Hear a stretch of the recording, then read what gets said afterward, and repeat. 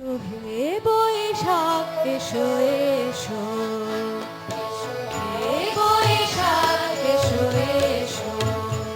15 বছর পর বর্ষবরণ আয়োজনে ছায়ানট শিল্পীরা গাইলেন রবীন্দ্রনাথের অনবদ্য এ গান। সবশেষ গাওয়া হয় 2000 সালে। 2001 সালে গানটি শেষ পর্যায়ে থাকায় জঙ্গি হামলায় পণ্ড হয় বর্ষবরণ অনুষ্ঠান, আর গাওয়া হয়নি গানটি। এবার অনুষ্ঠান ভাবনার সঙ্গে মিলে যাওয়ায় আবার শিল্পীদের কণ্ঠে উচ্চারিত হলো সেই মূর্ছনা। ছায়ানটের এই আয়োজন প্রতি বছরই হয় বিষয়ভিত্তিক। বর্তমান প্রেক্ষাপটে তাদের এবারের প্রতিপাদ্য শান্তি, মানবতা, মানুষের অধিকার। তাই গানের সুরে সুরে উচ্চারিত হলো তারই জয়গান।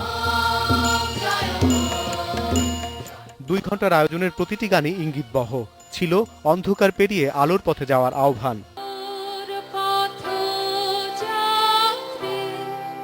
অনুষ্ঠানের শেষ পর্যায়ে ছায়ানটের অধ্যক্ষ সঞ্জিদা খাতুন নাশকতা বন্ধ করে সংস্কৃতি চর্চা বাড়ানোর তাগিদ দেন। উপযোগী মানবিক সমাজ গড়তে হবে আমাদের। মানব জাতিকে সত্য, ন্যায়, কল্যাণের পথে চলে প্রকৃত মানুষ হবার সাধনা করতে হবে। সেই অভিযাত্রার শপথ নেবার দিন আজ।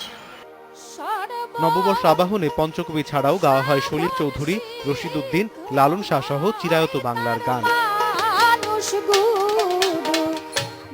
রবীন্দ্রসঙ্গীত ও বাঙালি সংস্কৃতির ওপর পাকিস্তানি আগ্রাসনের প্রতিবাদে 1374 বঙ্গাব্দ 1967 সাল থেকে রমনার বটমূলে বর্ষবরণ উৎসব শুরু করে ছায়ানট। এ উৎসব আজ জাতীয় প্রতীকে রূপ পেয়েছে। ভাষা এবং সংস্কৃতির শেকড়ের শক্তি নিয়ে বাঙালি এগিয়ে যেতে চায় অনেক দূর।